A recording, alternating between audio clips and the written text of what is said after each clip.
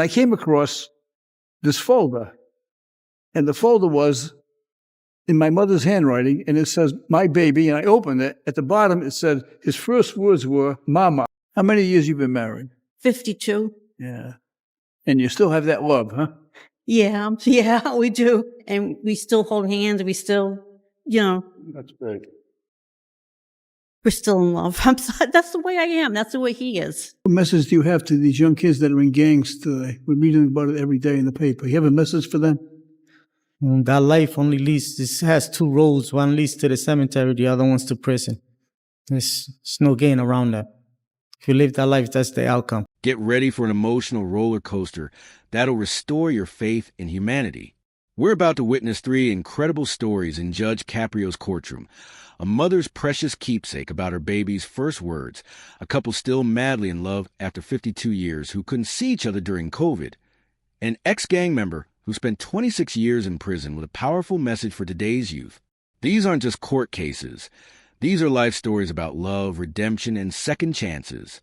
Judge Caprio is about to show us why family bonds, true love, and the possibility of transformation are more powerful than any law in the books. Grab your tissues, because this is going to hit different. Virgilia, who drives this car? That's my son's car. Your son's car? Yeah, George. He working now. He's working? Yep. Does he live with you? Yes. Yeah. How old is he? 37.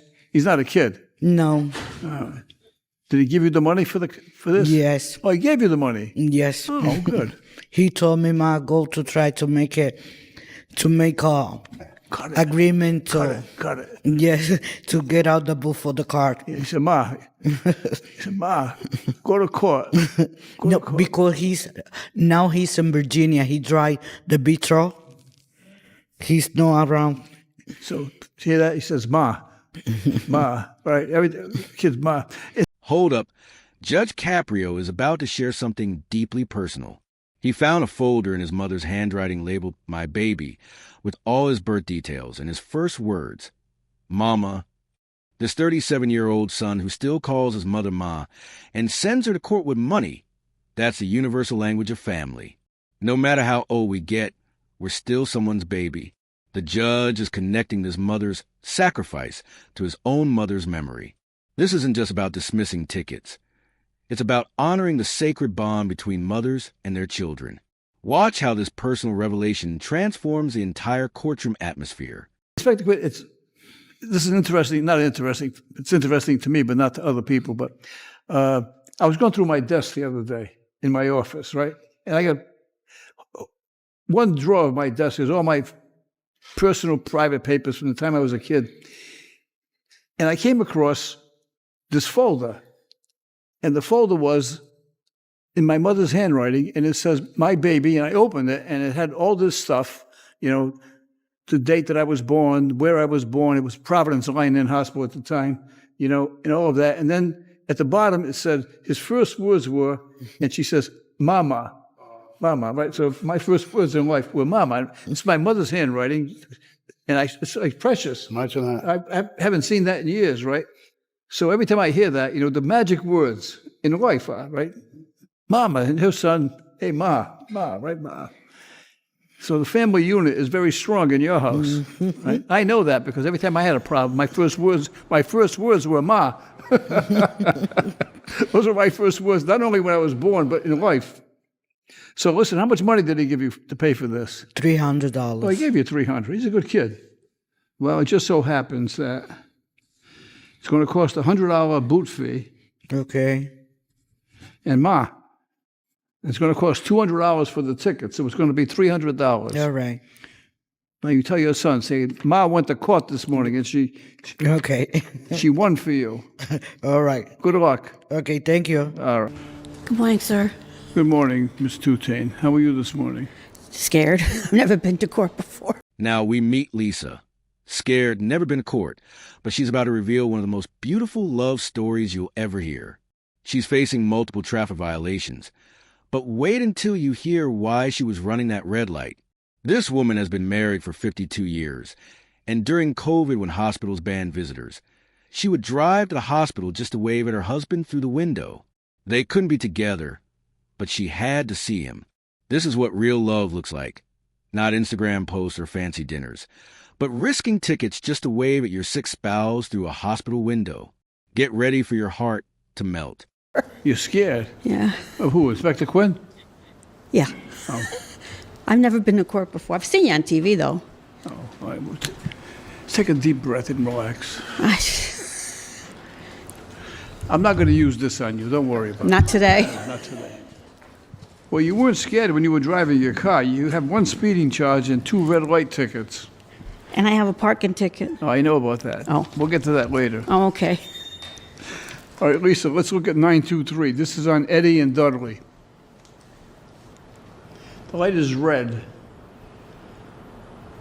And you are making a right-hand turn, and there's a sign on the corner. One that says no right on red. It says right on red after stop. Where were you going? From the dates on the ticket, I was going to Rhode Island Hospital. My husband was in the hospital quite a bit at that time.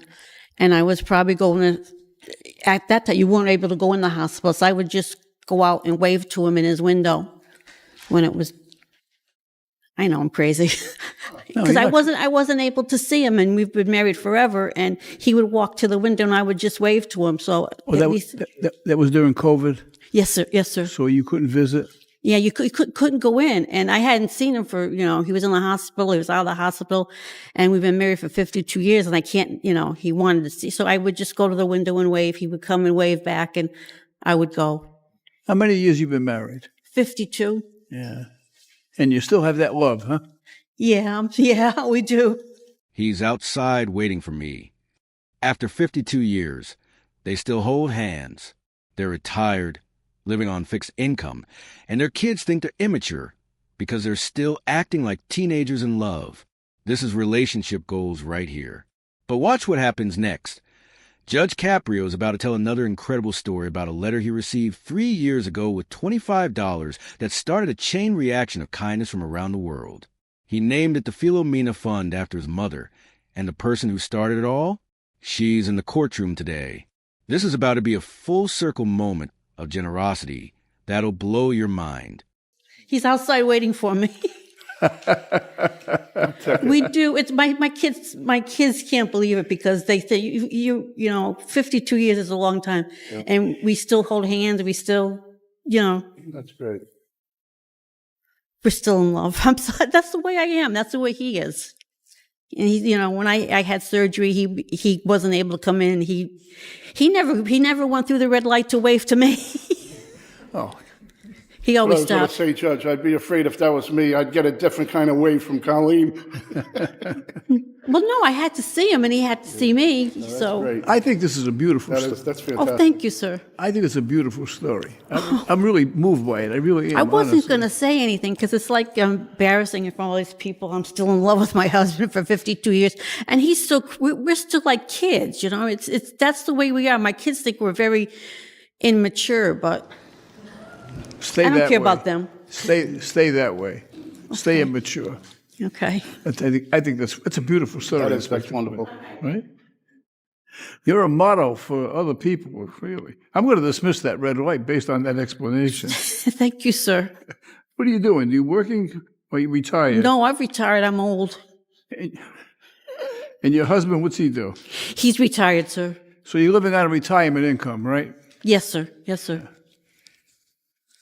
Before I make a decision in this case, I'm going to tell a story that 3 years ago, I received a letter in the mail. It was a very complimentary letter, someone saying, I appreciate how you handle people. And there was a check for $25 in the envelope. And the letter said, use this to help someone that needs money or that needs a hand or someone in your discretion who you think is worthy. And I was so moved by it, so I actually read the letter before the court and it went on television for the world to see. And as a result of that letter, people now from all over the world send in donations for the court to use its discretion to help they think who was in need. And that just led to like an unbelievable expression of generosity from people all over, right? And those monies I called the Philomena Fund. And Philomena, I named that fund after my mom. My mother's name was Philomena. If my mother were here now, she'd come up, stand next to you, say, let's go get a cup of coffee. Don't worry about him. I'll take care of him. She's a very generous woman. So I'm going to use money from the Philomena Fund to pay for your fine. Well, thank you, sir. And your fine is $165, but it's going to cost you nothing. Oh, thank Because you. we're going to use money from the Philomena Fund. And it just so happens that the woman who sent me that letter 3 years ago, who was from Indiana, is visiting the courtroom today. She's right there. Her name is Angie Chesser. This is incredible. Angie from Indiana, the woman who started it all with a simple $25 donation 3 years ago, is right there in the courtroom. She's not wealthy. She works every day. But her single act of kindness created a worldwide movement. Look at them hugging. This retired couple who couldn't afford their fine just got helped by a working-class woman from Indiana who believed in paying it forward. This is humanity at its finest. The ripple effect of one small act of generosity has now helped countless people around the world. But we're not done yet. The most powerful story is still coming. Oh, thank you. Thank you. So you go outside, you tell your husband, what's his name? George.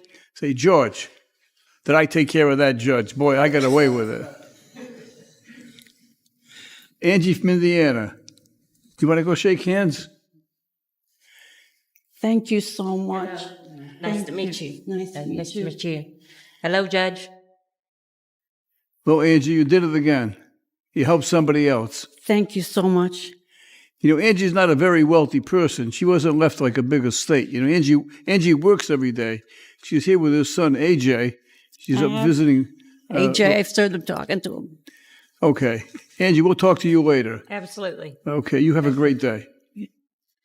Thank you so much. Thank you. I'm not nervous anymore. You're not nervous anymore. Thank you, sir. Luciano, Orlando Luciano.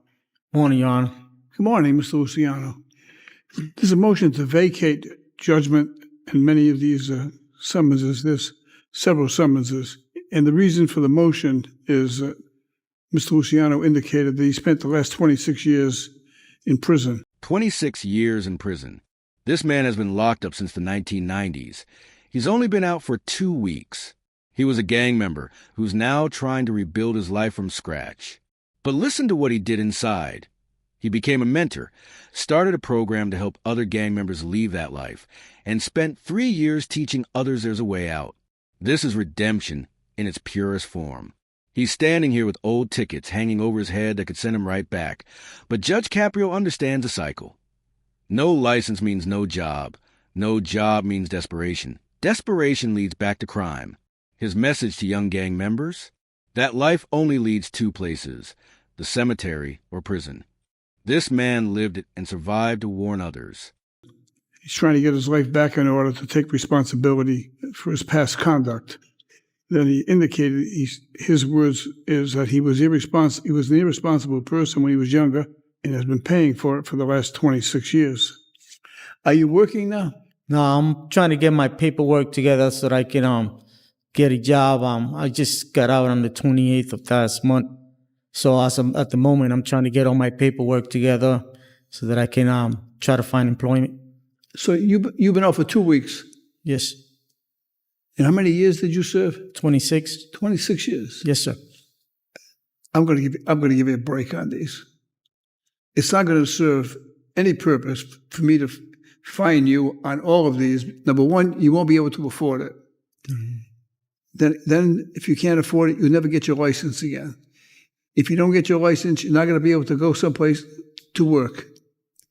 Either that, or you're going to do what some people may do, and that is drive without a license. Then it's going to cause you more problems. Yes. Then you're going to get arrested. You're going to be charged with violating your parole, and you're going to end up back in jail. Yes. You have any message for young people that are listening to this? Stay in school. It's one of the most important things that any young person can do is stay in school, and if you want a better future, that's like the main thing. What message do you have to these young kids that are in gangs today? We're reading about it every day in the paper. You have a message for them? That life only leads, this has two roads. One leads to the cemetery, the other one's to prison. There's no getting around that. If you live that life, that's the outcome. Did you encounter these people when you were in prison? Yes, I was a mentor. Started a class called SIG Step Down Program. Guys that wanted to get away from that gang life and street life. And I was a mentor in that class. I graduated first, then I was a mentor in it. And I did it for the past 3 years. Were you a gang member when you were younger? Yes, I was. Is that where most of your trouble emanated from? Yes, it was. Mr. Luciano, I'm going to give you a break. I'm going to dismiss everything. Thank you, Jan. I want to give you a clean slate. I want to give you a chance to go out, lead a comfortable life, free of stress, off the streets. I'm rooting for you. Thank you. Right? If you ever get any temptations, remember, we're rooting for you. Thank you. Don't be tempted. I'm an old man now. Well, you have some good advice for young people. I hope they listen to you. I hope so too. Good luck. Thank you, Judge. What we just witnessed wasn't just justice. It was transformation. 3 cases, 3 different forms of love and redemption. A mother still protecting her 37-year-old baby, proving the parent-child bond never breaks. A couple after 52 years still acting like teenagers in love, running red lights just to wave through hospital windows during COVID. That's what "till death do us part" really means. And a former gang member who lost 26 years but found redemption by mentoring others away from the streets. Living proof that it's never too late to change. Judge Caprio didn't just dismiss tickets today. He recognized humanity, honored sacrifice, and gave second chances. The Philomena Fund, started by one $25 donation, shows how small act of kindness creates tsunamis of compassion. If this touched your soul like it touched ours, smash that like button right now. Share this with someone who needs to see that love, redemption, and second chances are real. And subscribe for more incredible moments where justice meets humanity. What story hit you the hardest? Let us know in the comments below.